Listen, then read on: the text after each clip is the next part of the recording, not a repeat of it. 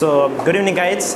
It's Hameed Pali speaking in front of you, and I am going to expound a poetry of Phase M and Phase. So, it's a wonderful poetry and a thought-provoking poetry. So, the poetry is तुम हया और शरीयत के तकाज़ुन की बात करते हो, मैंने बादशाहों को भीख मांगते देखा है. So, firstly, I am going to tell you the literal sense of the poetry. So, he says, तुम हया और शरीयत के तकाज़ुन की बात करते हो, मैंने बादशाहों को भीख मांगते देखा है. You talk about the principle of Islam. I have seen kings begging. You talk about the principle of Islam. I have seen kings begging. तुम हया और शरीयत के तकाज़ुन की बात करते हो, मैंने बादशाहों को भीख मांगते देखा है. मैंने देखे हैं एहरामों में छुपे हुए हज़ारों इब्लीस. I have seen devils disguised in holy clothes.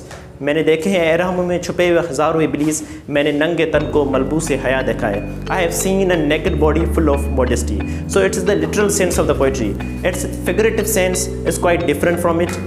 So its figurative sense is, so he says, there are some people in our society who show the good side of their life. They are externally wonderful. When you see them, they seem sacred and holy, but they are internally devil. They are internally fiend. Devils reside in their hearts, and they are internally impure. So he means to say there is a class of people in our society who call themselves religious, but they are internally devil. And there are also many other people who also, they just call themselves sacred. They are followed by many people, but actually they are internally impure. And there are some other factors as well. And for instance, a peshimam who makes people offer prayer, and it doesn't mean that he will be internally pure. It doesn't make sense. All that glitters is not gold. So he means to say, मैंने नंगे तन को मलबूस से हया देखा है. I have seen naked bodies full of modesty. So he means says, there are some people in a society who have nothing to eat.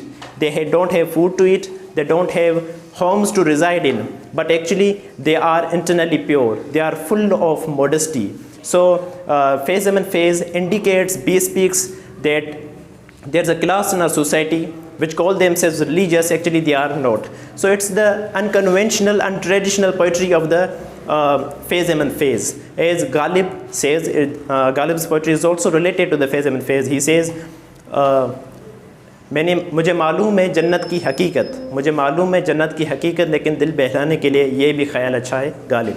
So Ghalib is not an angel. He has not seen the paradise. So he means to say, people show their good side. They are externally good. They look wonderful, but they are internally impure. So he means to say, he indicates that there are some people in a society. They offer namaz, they offer pilgrimage, they keep fast, but they are internally impure. So it doesn't mean if someone is offering prayer, he is also a good person. So it doesn't necessarily mean, it doesn't necessarily indicate. So all that glitters is not gold. So he, criticizes the people. There are some people in a society who are followed and who are given money, and they just loot out the people.